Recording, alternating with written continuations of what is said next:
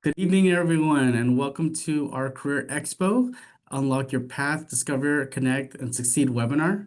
My name is John Coleman. I am the Director of College Access here at Fulfillment Fund, and I'm really glad that all of you are here tonight on our session on unlocking careers in technology and innovation. It's all about exploring about how your unique skills and interests can open doors in some of today's most exciting, fast-changing industries. So really, no matter what your major, your background, innovation touches every field. So our goal tonight is to help you see new possibilities, learn from professionals who've walked different paths, and remind you that you don't have to do it alone. You're part of Fulfillment Fund, our community, and we're here to support you in every part of the way. So before we jump in, I want to get some energy in the chat. I can see some of the chat going on. So please drop your name or drop where you're joining from. And also one word that comes to mind when you hear the word innovation, since that's the topic of today. So I see a lot of activity in the chat. So thank you guys. All right. One word that describes or comes to mind when you hear innovation. I saw progress, amazing, change. Yep. Ideas. Awesome. Okay, loving the energy coming in through the chat. Also, for our participants who are watching this, feel free to put any questions in the chat, or I don't know that the Q&A is live right now, but go ahead and put any questions you might have in the chat. We can kind of go through them as we go through it. Okay, so I'm going to go ahead and introduce our amazing panelists. First, we have Josh, a cybersecurity manager who helps digital systems secure and run smoothly. So, Josh, I don't know if you want to say hi to the students. Hello, everyone. Thank you for having me here today. And Josh, could you tell us a little bit more about the company that you work for, a little bit more about the work that you do? Yeah, sure thing. I work for a company called Cordova Corporation. It is a construction management and civil engineering firm located in Santa Ana, California. And we work on a multitude of projects across different sectors, including education, energy, water, and the likes of that. And I work in cybersecurity, supporting basically on the corporate services side to offer best practice and defenses in the digital space. For those of you that are thinking of becoming engineers, yeah, there's a lot of software that's used with it, and so we have to be careful making sure to balance productivity with security. Amazing. Yes, security is really top of mind for any industry, and especially as industries are using more digital and online platforms. So thank you, Josh. Next, we have Alfredo Portillo. He is a manufacturing engineer working on next generation electric vehicle battery systems. He's passionate about sustainability, innovation, and inspiring the next generation of STEM leaders. So Alfredo, please, let us know a little bit more about your background, yourself. Hi, yeah. Like you said, nice to meet you. My name's Alfredo. I grew up here in beautiful South Central LA. My undergraduate I got in from Cal State University of Fullerton in mechanical engineering. And recently, this past December, I got my master's at USC, so always local. My background is mostly music. I was in an orchestra for 10 years here in South Central LA. But ultimately, the creativity and the discipline I got from that uh drove me to the engineering path. And the biggest story I have from that is what drove me to engineering was one day I drove my dad's car and I kind of messed it up, and he said, "You have a couple hours to fix it." And I realized I can fix it with my own hands using, your local tools and the internet. And next thing you know, I became an engineer.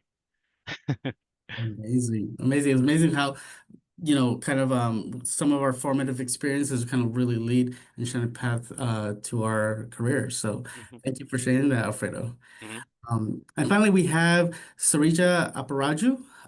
She is a machine learning engineer who works with using data and technologies to create smarter and more engaging user experiences. So she'll tell us about her journey into the world of tech and innovation. So, Sarija, if you don't mind kind of telling us a little bit more about yourself. Hi everyone. I'm so excited to be here today.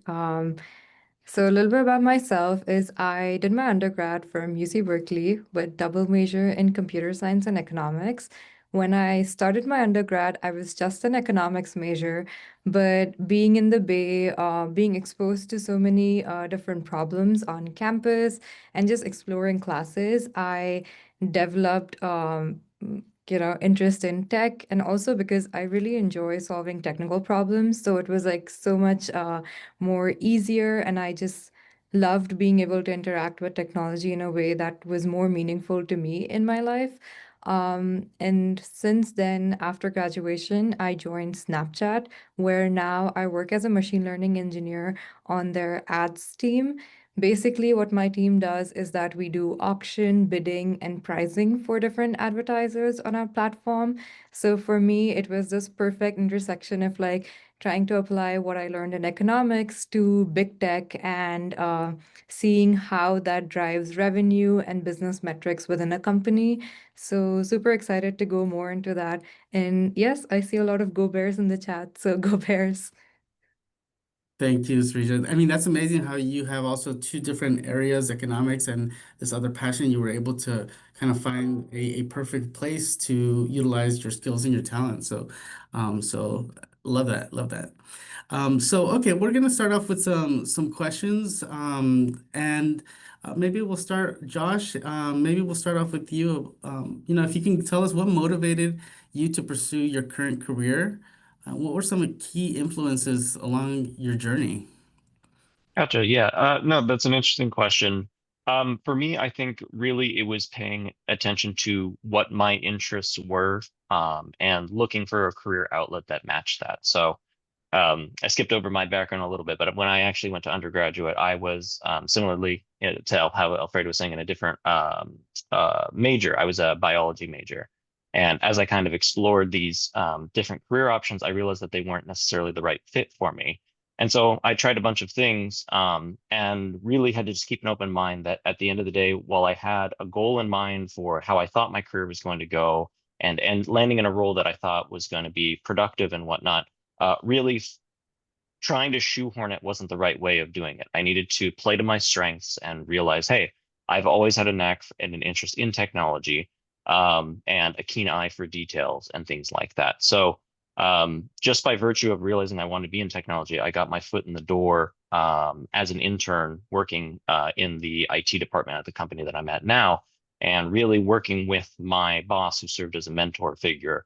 He helped identify where my strengths were and sort of push me along that path in order to become more centered on security and really having that attention to detail that you need. Awesome, amazing. Yeah, I think I saw it in the chat. Internships are key. It often leads, well, in this case, it led to your career here, right? So that's amazing. Well, thank you for sharing that. Srija, I know you talked a little bit about your background as well, but can you tell us about maybe some of the key influences that you had along your journey? Yeah, definitely. So for me, when I was starting college, I actually thought that I would go pursue a PhD in economics. And that was like the kind of like, I guess, the mindset that I had come in with. And the more classes I took, I realized that as much as there's like a lot of difference between liking what you're studying versus actually doing it every day.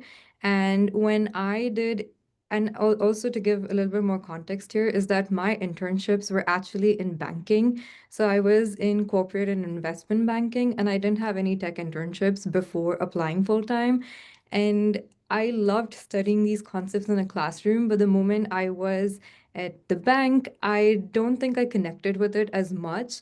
And that's when I was like, oh, maybe this economics is great, but it's not for me. So that's when I started to like, just like talk to my friends. Actually, they were like a very key point of resource for me to like learn how their internships were, what their experiences were. And obviously, like I think one thing that I love about our US education is that you are kind of even forced to pick a lot of different classes which are not always aligned to your majors. And that's when I explored more of like data science and CS class. And I think ultimately it was a combination of, my not so fun internship experiences, plus like actually me enjoying my classes a lot more in CS, and also identifying, as Josh mentioned, right? knowing like, okay, I like technical things. I have a knack for tech, so let me just like zero down on that and ultimately pursue a career in it. So that's how I found my way. Yeah, I think you bring up a really good point. And maybe some of our college students who are listening are starting to discover this is sometimes we go in with a particular thought or idea or a plan, and sometimes in the discovery and in our own pathway as we get into internships, or maybe sometimes we take classes that we've never taken before, we realize, well, maybe it's not what we were all thinking, but that's also okay. That's part of the journey. And it's okay to, even if you're in an internship and you realize, well, maybe this isn't the right fit for me, that it's okay to kind of look at and explore. And like you said, Srija, you talked to some of your other friends, you started to like look at other things, and you were able to eventually find, your interests. So, I hear that, and a lot of times for our college students, that's also something that we hear is that sometimes, the pathway to your career isn't always a straight line. It takes you along some curves, but those curves are part of the learning experience, right? And so that's great. Alfredo, anything you want to add? I know you talked a little bit about your background, but anything you want to add to what Josh and Srija said? Yeah, yeah. Going off of them, I had a similar situation. Right after high school, after I was done applying for schools and I got admitted, I was at first a computer science major. I thought I was into it, because unfortunately growing up, I didn't have anyone in the STEM field. I didn't have anyone to tell me, maybe you'll like this, try this. I was able to get an internship in an IT department here in Beverly Hills, the summer before I started my first semester at Cal State Fullerton as a computer science major. So within 3 to 4 months, they told me, hey, you have to learn like 10 languages and you have this project. I realized I did not like this the whole time because I was in my cubicle eating lunch by myself. And then occasionally I'd hop over another cubicle and bother my mentor at the time. And I got amazing experience out of it. I met a lot of people. Everyone was super helpful, but I missed that whole working on the floor with people. My background was music, like I said. I was always around people in an orchestra. I got to like tap over someone's shoulder and say, "Hey," and we just talk about stuff. So I missed that. My first year in college was a computer science major, and I realized going in, maybe I'll like it in college, and it did not help at all. Thankfully, I started connecting with other people in similar situations. I met a lot of people in college, and ultimately, my love for cars was always there. So a year after my roll into computer science major, I switched to mechanical engineering. And yeah, that was a whole world of its own. I unfortunately extended my 4-year graduate program to 5 years, but it was well worth it. Now I'm in a field I work where I enjoy the stuff that I do. I love the people I work with. I love going into work and just being part of a team. Nice. Yeah, I love the how you connect kind of like your experience with the orchestra, and you got to be around people, and that was really what you were looking for. And maybe that internship that you had didn't necessarily resonate that way, but you were still able to kind of find what your space was, and where you want to go with your career. So that's great. So thank you all for sharing that. I know that you guys talked a lot about your navigating your college experience, and how impactful all of that was. So thank you. Moving into kind of like getting into your first job and into the actual workforce. Curious to know what specific challenges did you guys face as you start to enter the workforce?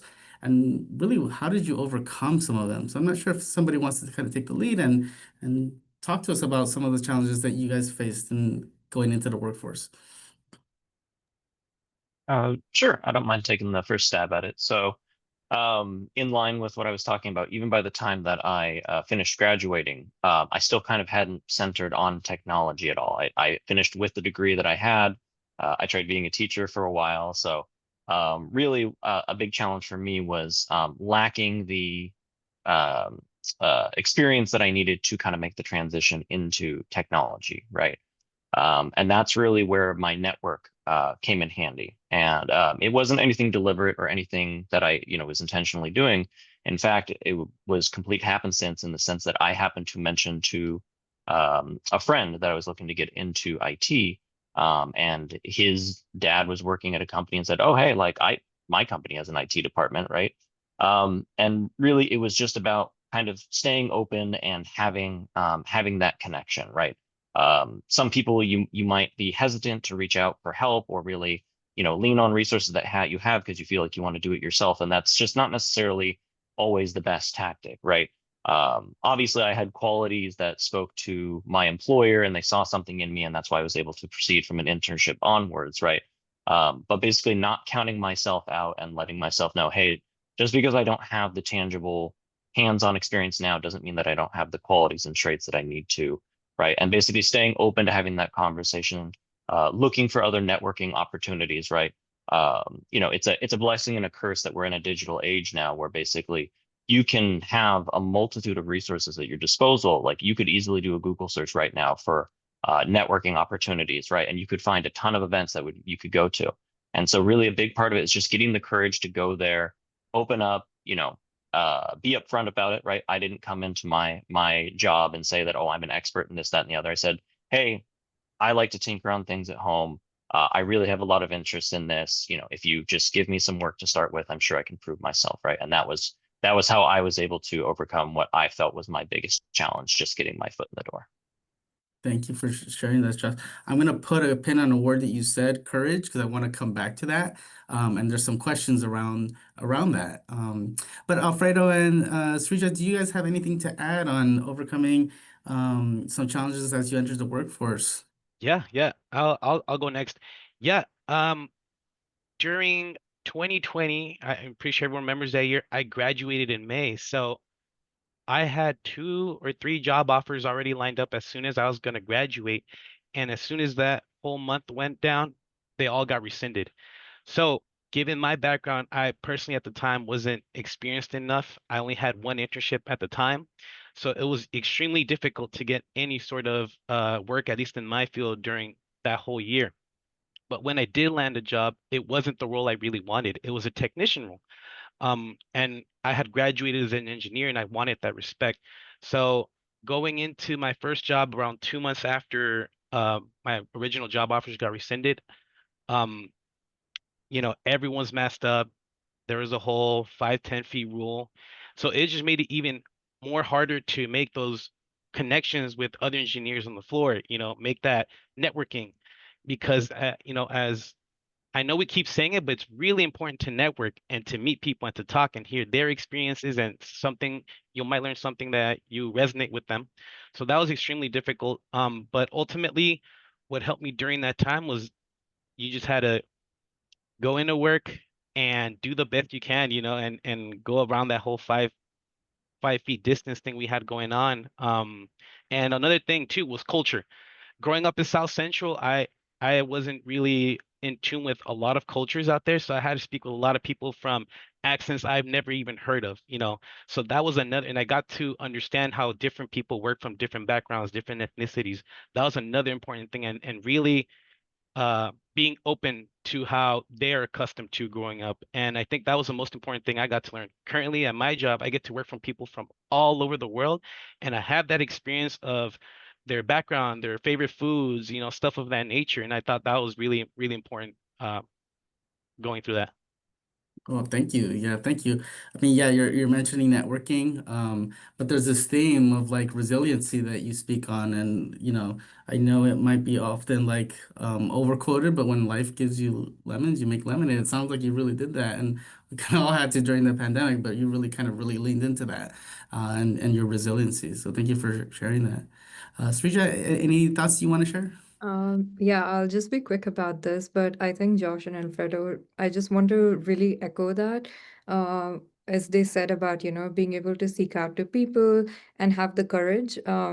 In a different perspective, I just want to bring is that when you're starting new at a company, it is overwhelming. You don't know everything. And on top of that, people keep telling you that, oh, you should keep asking questions, don't worry, ask questions. But there's just so much that you don't know that you don't even know where to begin. I feel like especially at this time, you should build in that courage, ask whatever dumb questions you have, really lean on to those, your mentors, the seniors on your team at this point. This is also a way of like, showing courage and seeking help is just like asking questions. Like, trust me, you only have like a limited time where you could do it. Like now, I can't go to my team and ask a stupid question on a project after working here for like 2 years. So definitely ask questions as much as you can. Asking questions, definitely.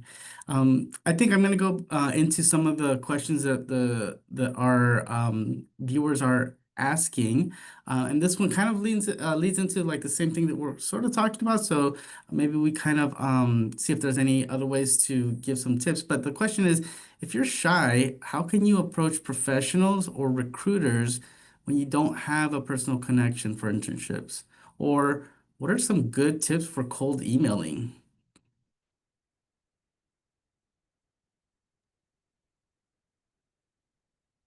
Sure, I can chime in a little bit here. So, I think a lot of it is just about mentality and being brave for a short stint. You don't need to be brave the whole time. You just need to be brave for 5 seconds to break the ice, right?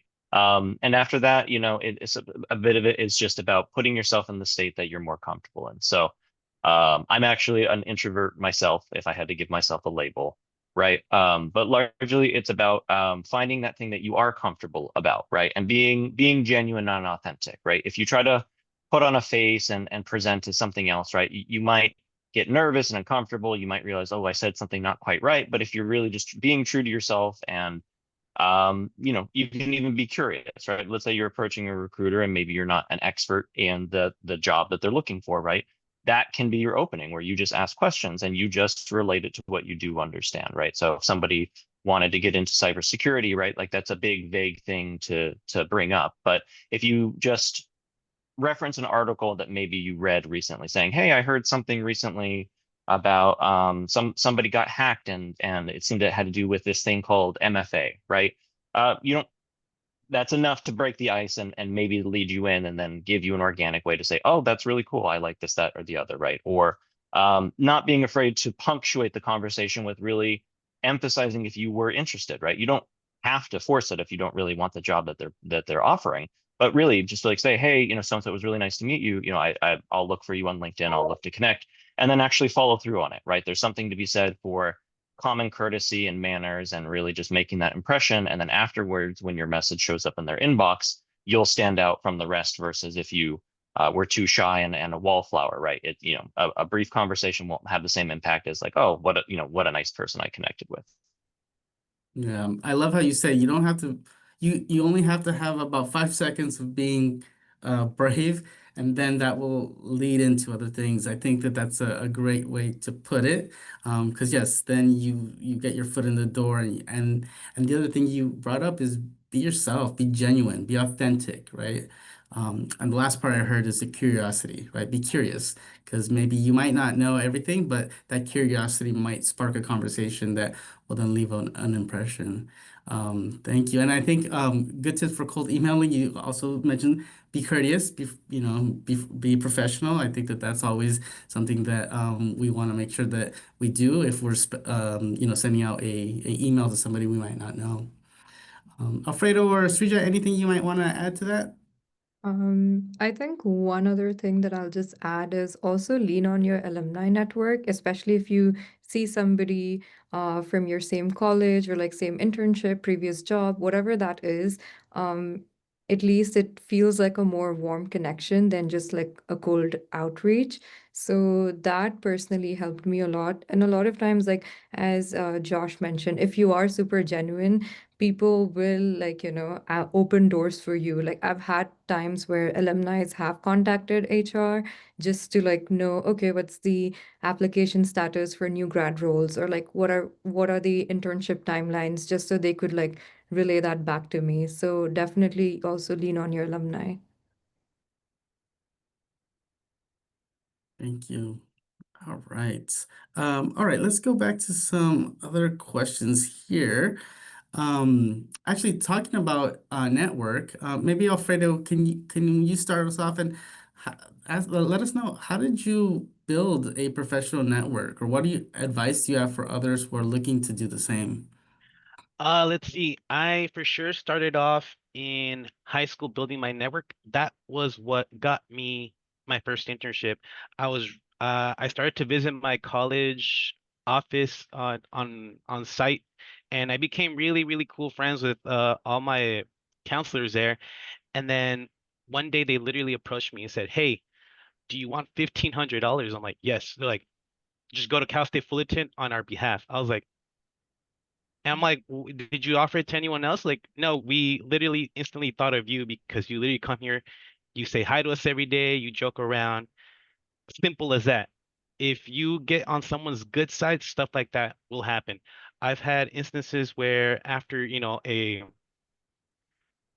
small phone call with a recruiter, and I'll literally follow up after a call and I'll say, "Hey, thank you for giving me, 10 minutes of your day. I really appreciate that. I just wanted some feedback on our call." And I literally got responses where they say, "Wow, you're the first person who has reached out after a phone call and thanked me for the time. I like that already." And that, small stuff like that matters. You can call it social engineering, but that's just being courteous, that brings you a long, long way. Yeah, I think it does, being courteous and following up. But it also shows that you've got interest, right? And even if it's to get feedback on how the process was, maybe you might learn something for the next interview, right? Yeah, that's amazing. That's great. Josh or Srija, anything you might want to add to that? Building your professional network or how to get one started. I think really what Alfredo said kind of encapsulates it, right? At least for me, again, falling back on that authenticity, right? It's partially about having that interpersonal relationship in whatever the environment is, right? It doesn't necessarily need to be your professional network, right? It can just be classmates. It can be whoever you're interacting with, right? And just kind of putting that positive energy out there. And then, of course, establishing whatever that connection is that you'll be able to then reference later, right? I'm a little out of touch when it comes to a lot of social media things these days, but a LinkedIn profile, even if you're old school like me, exchanging phone numbers and hey, it's just a text message. Somebody can be like, hey, I remember you were working on such and such, right? And you can reach out and let them know that you're also interested in pursuing the same thing. Thank you. Want to shift a little bit more into what the workplace is like for you guys, and specifically about like maybe what advice would you give to a young professional navigating workplace culture? Um, I can start off for this question. Like I genuinely feel like I'm blessed with Snap because one of our values is kind, and everybody that I've worked with so far have been nothing but kind. And we take that really seriously in the company. But one key thing that I would definitely say is self-advocacy. That is super important no matter what industry, what workplace you are in. One way that I like to do it is I have a very rigorous documentation of like what I do every day at work. In one way, it's also a way for me to build confidence and show that, okay, like I am doing so many things on my day-to-day work. Either it's talking to different teams, trying to help my own teammate resolve a bug, or just working on my projects. I feel like self-advocacy goes a long way, and showing up with confidence, and knowing, you have done the work and here are the receipts. Even you don't have to show it to everybody or anybody all the time, but just having it as, your own log, gives me a lot of confidence to tackle any project. And a lot of times, like, keeping a log of this is also helpful, so you don't have to keep asking the same questions to the same people, or like, you're not bringing up the same issues that you did in a project 2 3 months ago and now you're coming back to it. So yeah, I think that has been super important for me. And thank you for sharing that. Alfredo or Josh, anything you guys want to add about navigating workplace culture?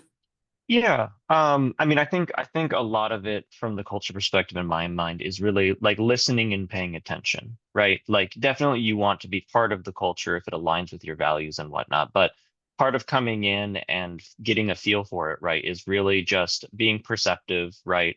You'll clue into how certain things are handled, right? Good or bad, right? Some places might be more strict about attendance, right? At certain jobs being 1 minute late is a huge deal. And at other ones, 15 minutes, no one's going to care if that same person then stays 15 minutes later, right? So it's all about just getting a read for the room and understanding like, hey, where are we at? Like, what's important to us?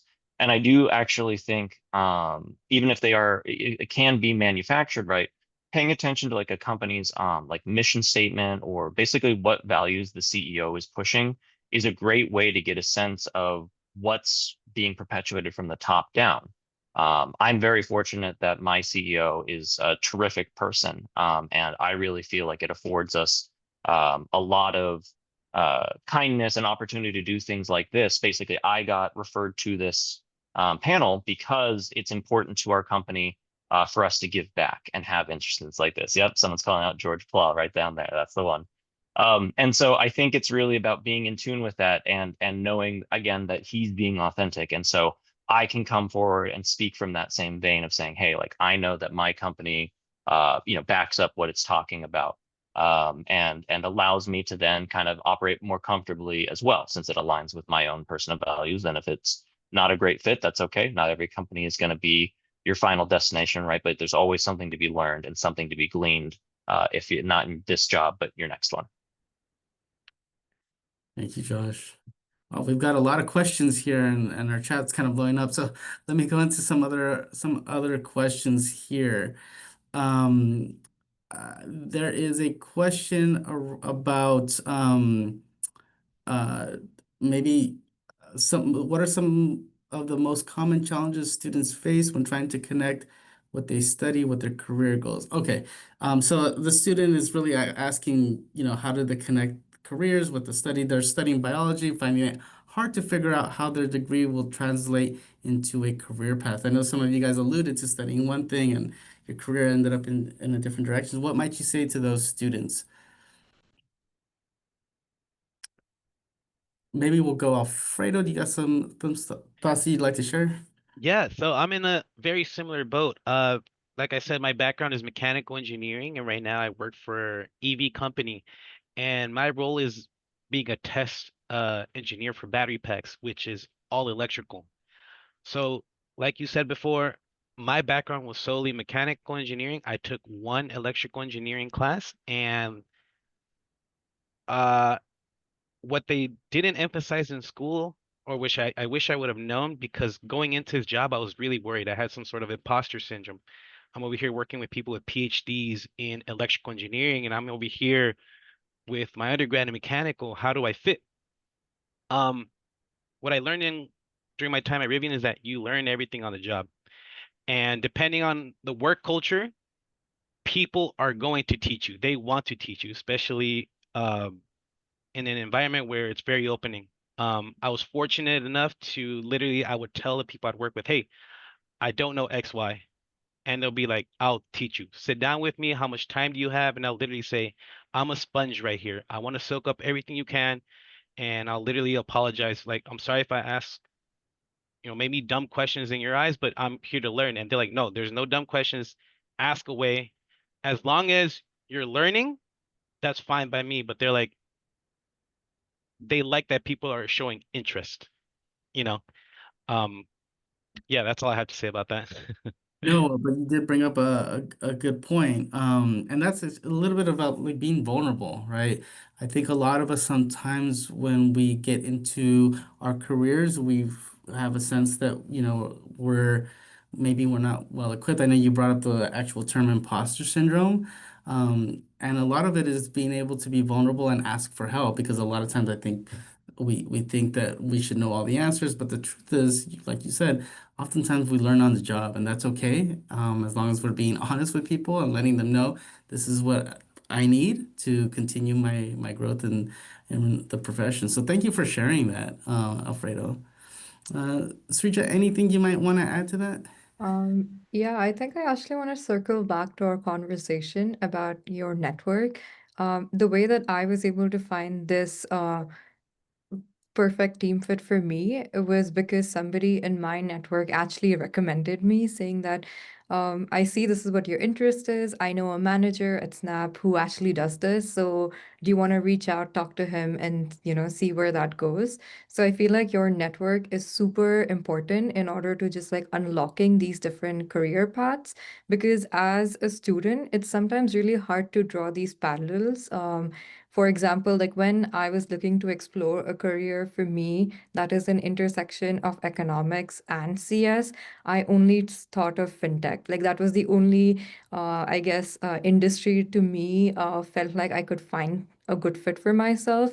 And it was never big tech until like, somebody told me that, hey, even like, Meta, Google, all of these also work on advertising. And this is a core product for them. So why don't you try out? So I think definitely your network and also keeping a very open mind and exploring is super important, no matter at what phase of like, I guess, life you are generally. Yeah, thank you for sharing that and sharing the power of the network.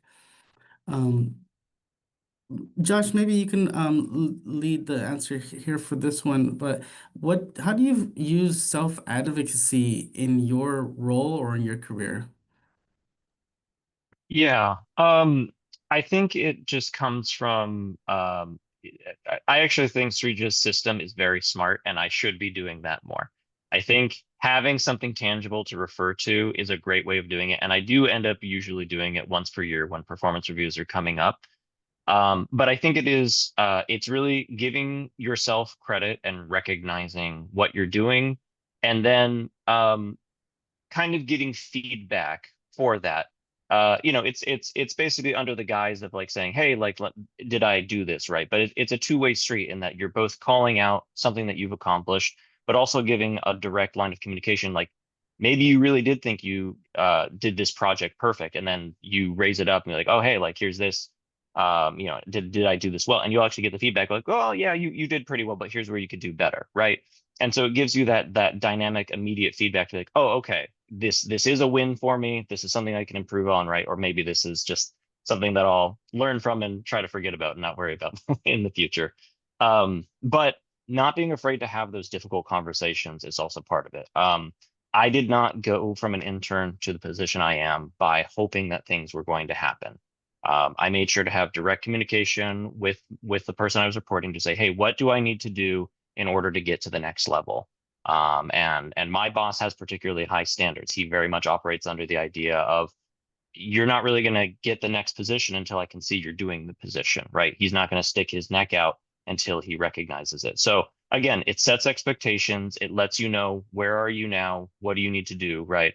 And quantifying what have I done in order to deserve this when that conversation does come up, right? It's not a conversation you're going to have every day or every week, but you want to have it every once in a while to have that check in and be like, hey, I just want to make sure I'm getting recognized for the work that I am doing around here. Right, right. Thank you for sharing that. And I get the theme that you brought up is also having some courage around that, right? So thank you for bringing that back up.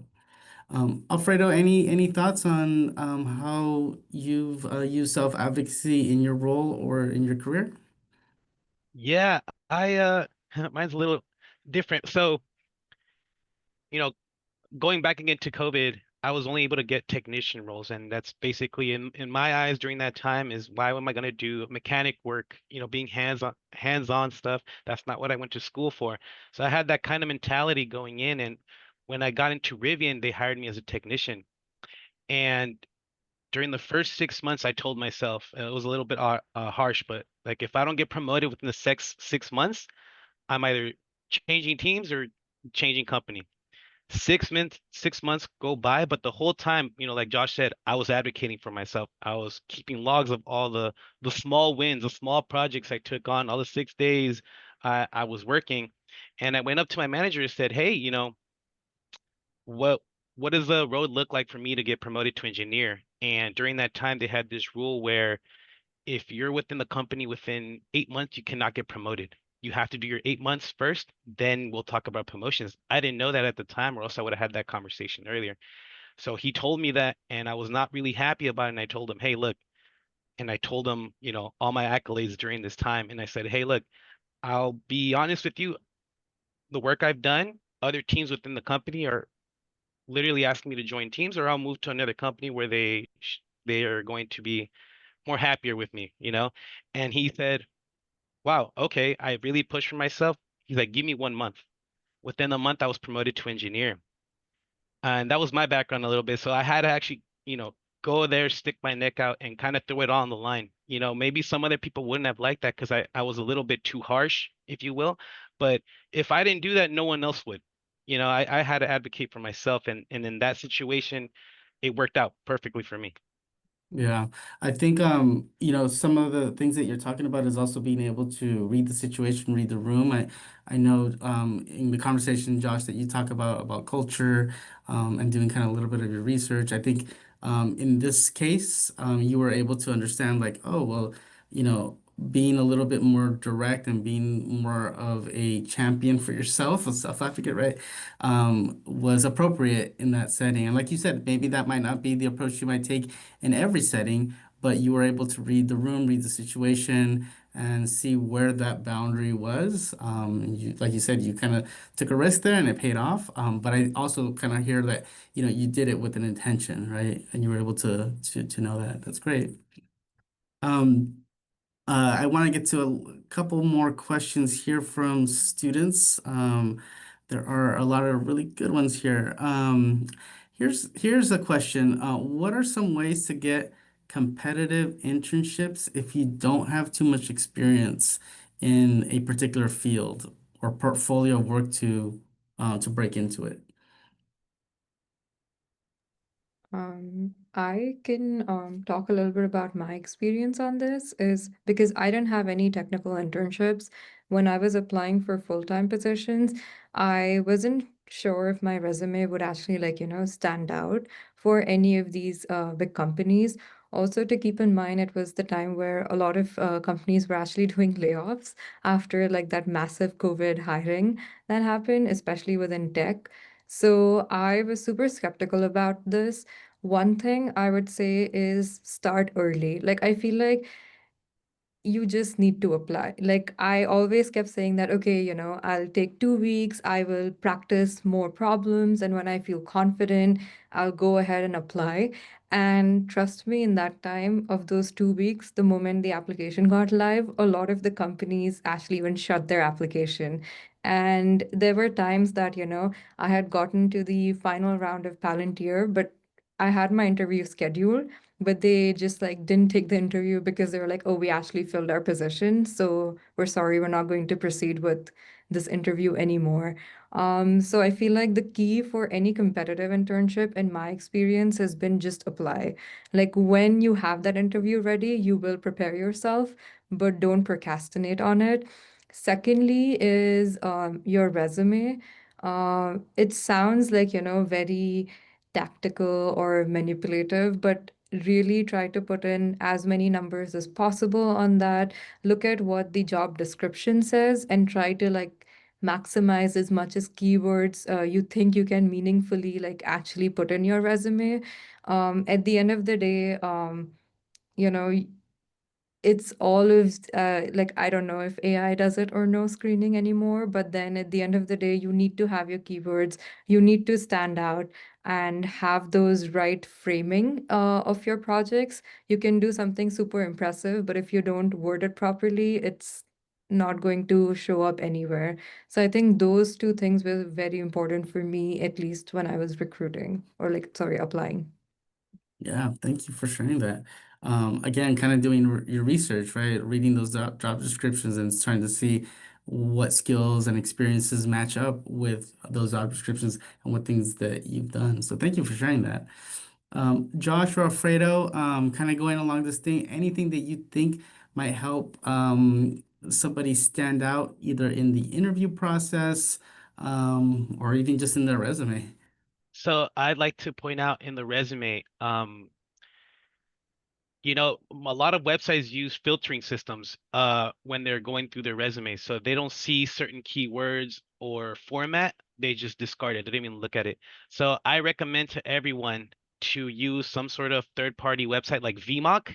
At Cal State Fullerton, they gave us free access to that. And what VMock does is that you upload a resume and it grades you on a bunch of stuff, everything from formatting to words to having key metrics like Srija said, very important specifically for some fields. For engineering, it was more focused on key terms, especially when you're building up your resume and you have no metrics. At least having everything else will set you apart when you're applying because that filtering system is a menace. Thank you for sharing that.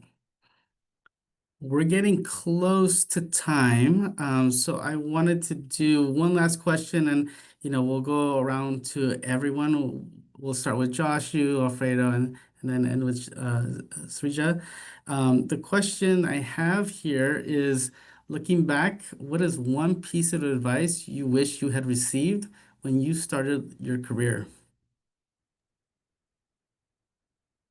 I think for me, it would be to stay open-minded and stay realistic in the sense that when you're starting, and I think Alfredo talked about this, you very well may end up in a job that is not your perfect fit, right?